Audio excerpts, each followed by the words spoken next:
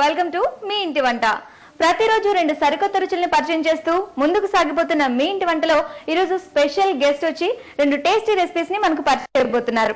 ఎవరా అనుకుంటున్నారా? ఆ గెస్ట్ బతుకు చట్కా బండిలో ప్రేక్షకులకు ఎంతో మందికి మంచి మంచి సలహాలను అందిస్తున్న లాయర్ అనురాధ గారు. సో అనురాధ గారికి వెల్కమ్ చెప్దామా?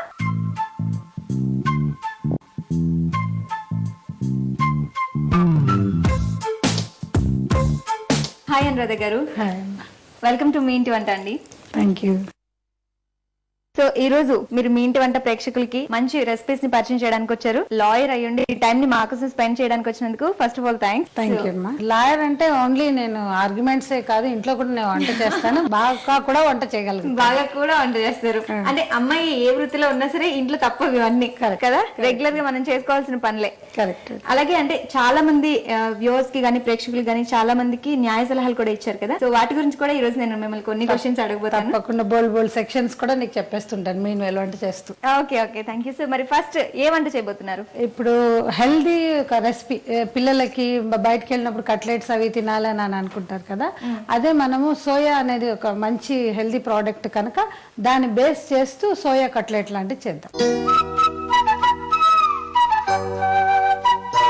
సో సోయా కట్లెట్ కి కావాల్సిన పదార్థాలు ఏంటో చెప్తారా? బొంబాయి రవ్వ, నూనె, సోయా, ఉప్పు, కారం, గరం మసాలా, జీరా పౌడర్, ఆమ్చూర్ పౌడర్, ధనియా పౌడర్, అల్లం వెల్లుల్లిపాయ పేస్ట్, క్యారెట్ తురుము, ఉల్లిపాయల తురుము, శనగపప్పు. సో ముందుగా ఎలా స్టార్ట్ చేయాలి? ముందు స్టవ్ ఆన్ చేసి పెనం అది పెట్టేసి తర్వాత ఇవన్నీ ఇంగ్రీడియంట్స్ ఒకసారి కలుపుకుని చాలా తక్కువ నూనెతోటే ఇది చేసే ఐటమ్ కనుక ముందు స్టవ్ ఆన్ చేద్దాం. స్టవ్ ఆన్ చేద్దామా? స్టవ్ వెలిగించాము, పాన్ పెట్టాము, ఈలోపు ఏమైనా కలుపుకోవాలన్నా బౌల్ తీసుకుని ఖాళీ బౌల్ తీసుకుని ఫస్ట్ ఇది శనగపప్పు మనం ఇందాక నానబెట్టి రుబ్బాం కదా, ఇది కొంచెం శనగపప్పు ఎంతసేపు నానబెట్టాం అంటే ఒక గంట నానబెడితే సరిపోతుంది. తర్వాత దాన్ని రుబ్బుకోవాలి, మిక్సీ చేసుకోవాలి. కొంచెం అది బరకగానే రుబ్బుకోవాలి. తర్వాత ఈ సోయా కూడా ఒక గంట నానబెట్టుకుని ఇవి కూడా కాస్త రుబ్బుకుంటే క్రిస్పీగా ఉండడానికి అవకాశం ఎక్కువ ఉంటుంది. నెక్స్ట్ ఏం వేస్తున్నారు? తర్వాత క్యారెట్, ఉంటుంది అంటే ఎందుకంటే పిల్లలు తినమన్నా కూడా తినరు, అది దీంట్లో కలిపిచ్చేసేస్తే వాళ్ళకి తెలియదు కూడా, కలర్ కూడా ఒక మాయ చేసి పెట్టేసేయడం అంతే. అంటే ఎలాగైతే మేము కోర్టులో మాయ చేసేసి మా కేసులు ప్రెజెంట్ చేసేస్తామో అలా ఇంట్లో కూడా మాయ చేసి పిల్లలకి పెట్టేయాల్సి. పిల్లలకి ఏదైనా మంచి కోసమే కదా.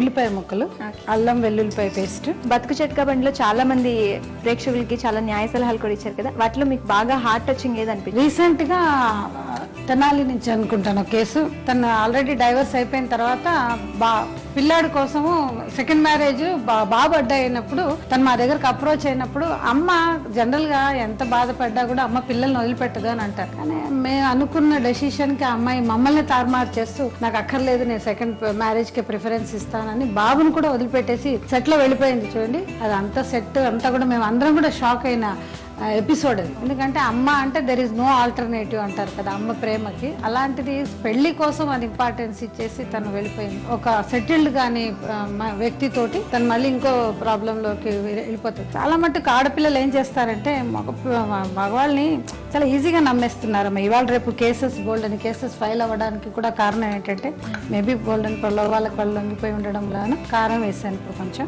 తర్వాత ఈ గరం మసాలా మొత్తం అన్ని ముందే ఇంట్లో కలిపేసుకుంటున్నాను. అన్ని కలిపేసి ఇది జీరా పౌడర్ కొంచెం, ఎందుకంటే ఏ వంటకైనా కూడా ముందు ప్రిపరేషన్ ఎంత ముఖ్యమో అలాగే కేసుకు మేము ముందు వెళ్ళేటప్పుడు అన్ని ఎలా ప్రిపేర్ చేసుకుంటాం అలా అన్ని ప్రిపరేషన్స్ ఉంటేనే దీనికి రుచి అనేది వస్తుంది. ప్లానింగ్, ఏదైనా ప్లానింగ్. సో మీరు అన్ని కేసులో ఎవిడెన్సెస్ పట్టుకుంటారు కదా ఫస్ట్.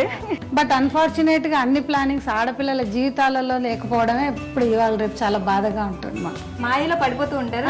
ఆచి తూచి స్టెప్ వేసినప్పుడు, ఎందుకంటే ఎన్ని లాలు మా ఆడవాళ్ళకి సపోర్ట్ గా ఉన్నా కూడా మేబీ ఇంప్లిమెంటేషన్ సరిగ్గా లేకపోవడం వలన ఎక్కువ శాతం బాధపడేది ఆడవాళ్ళే అని చెప్పుకోవాల్సి. ఓకే, ఎలాంటి మాటలు నమ్మకూడదు. సెల్ఫ్ ఇండిపెండెన్స్ అనేది ఉండాలి. ఫస్ట్ ఆఫ్ ఆల్ ఆడపిల్లలకి ఫైనాన్షియల్ ఇండిపెండెన్స్ అనేది ఉన్నప్పుడే వాళ్ళు ఏ ప్రాబ్లం అయినా కూడా చాలా ఈజీగా ఓవర్కమ్ కాగలుగుతారు. ఏం చేస్తారంటే ఎంత చదువుకున్న అమ్మాయిలైనా కూడా మా దగ్గరకు వచ్చినప్పుడు భర్త కొడుతున్నాడనో, లేకపోతే భర్తకి నేను జీతం ఇచ్చేయాలనో, లేకపోతే నేను ఆయన చెప్పిన ఉద్యోగం అంటే అలా సెల్ఫ్ ఇండిపెండెన్స్ లేకపోవడం మూలాన కూడా వాళ్ళు ప్రాబ్లమ్స్కి ఎక్కువ గురవుతున్నారు. బట్ ఏ ప్రాబ్లంకైనా కూడా ఫైనాన్షియల్ ఇండిపెండెన్స్ అనేది ఉంటే మాత్రం కొంచెం వాళ్ళు తీసుకున్న డెసిషన్స్ ఈజీగా తీసుకోగలరు. అట్లా అని చెప్పేసి అందరూ భర్తలతో ఫైట్ చేయమని చెప్పేసి విడిపోమని చెప్పట్లేదు. కాకపోతే వాళ్ళకి ఫైనాన్షియల్ ఇండిపెండెన్స్ అనేది ఉంటే ఒక మానసిక ధైర్యం అనేది ఉంటుంది. ఇప్పుడు నెక్స్ట్ కొంచెం పుల్లదనం కోసం ఏమో ఆమ్చూర్ పౌడర్, కొంచెం చాలా కొంచెం. ఇంట్లో ఫ్యామిలీస్లో కానీ అంటే రిలేటివ్స్లో ఎక్కువగా ముఖ్యంగా ఏమైనా ప్రాబ్లమ్స్ వస్తే మీ దగ్గరికి వెంటనే వచ్చి కన్సల్ట్ చేయడం, లాయర్గా మీరు న్యాయపరంగా ఎలా ప్రొసీడ్ అవ్వాలి ఇలాంటివన్నీ అడుగుతుంటారు.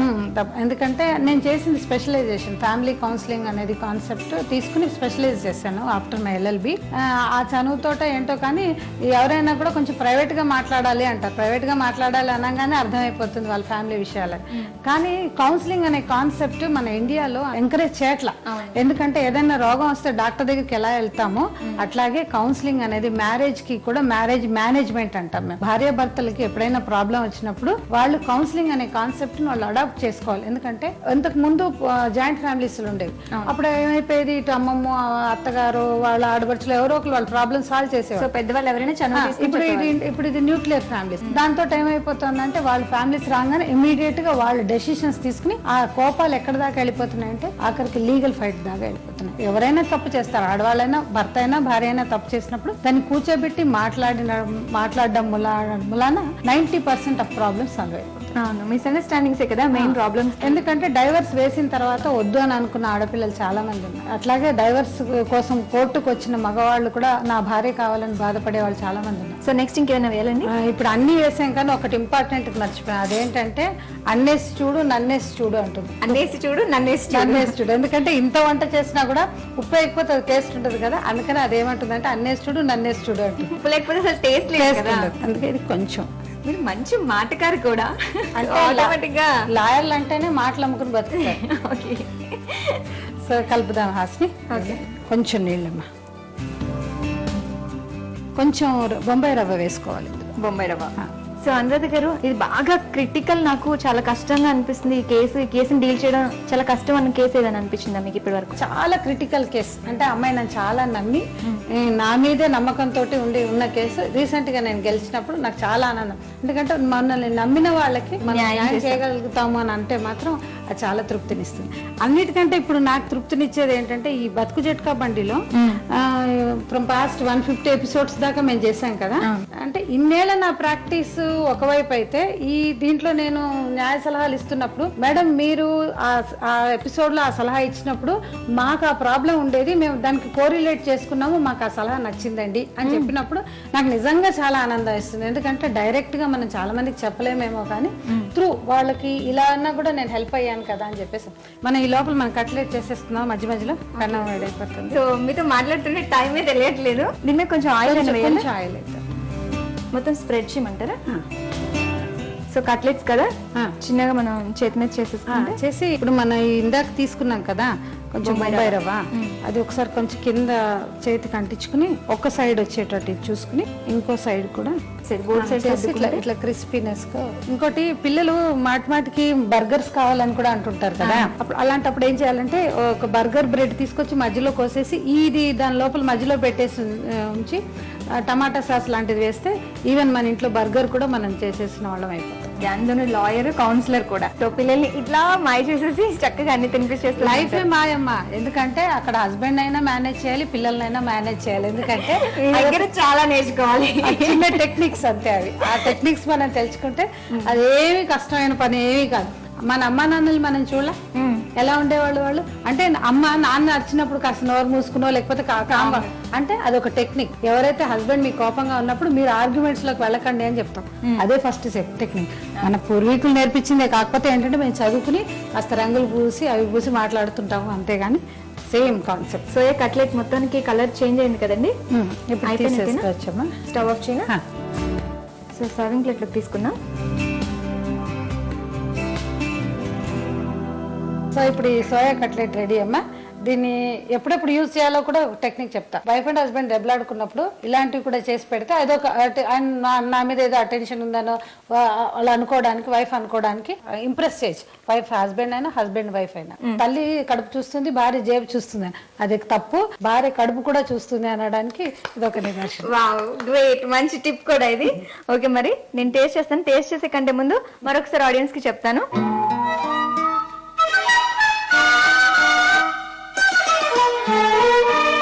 సోయా కట్లెట్ తయారు చేయడానికి కావాల్సిన పదార్థాలు, తయారు చేసే విధానం మరోసారి చూద్దాం. సోయా కట్లెట్ తయారు చేయడానికి కావాల్సిన పదార్థాలు: సోయా, శనగపప్పు, బొంబాయి రవ్వ, నూనె, ధనియా పౌడర్, జీరా పౌడర్, ఆమ్చూర్, గరం మసాలా పౌడర్, కారం, అల్లం వెల్లుల్లి పేస్ట్, క్యారెట్ తురుము, ఉల్లిపాయ ముక్కలు, ఉప్పు. సోయా కట్లెట్ తయారు చేసే విధానం: ముందుగా ఒక బౌల్ తీసుకుని పచ్చిశనగపప్పు పేస్ట్, సోయా పేస్ట్, క్యారెట్ తురుము, ఉల్లిపాయ ముక్కలు, 1 టేబుల్ స్పూన్ అల్లం వెల్లుల్లి పేస్ట్, కొద్దిగా కారం, గరం మసాలా పౌడర్, జీరా పౌడర్, ధనియా పౌడర్, ఆమ్చూర్ పౌడర్, తగినంత ఉప్పు వేసి మొత్తం కలిసేలా బాగా కలిపి కట్లెట్లా ఒత్తుకుని బొంబాయి రవ్వలో 2 వైపులా అద్ది వేడెక్కిన పెనం మీద కొద్దిగా నూనె వేసి కట్లెట్లు పెట్టి 2 వైపులా కాల్చుకుని ప్లేట్లోకి తీసుకోవాలి. అంతే, నోరూరించే సోయా కట్లెట్ టేస్ట్ చేయడానికి రెడీ.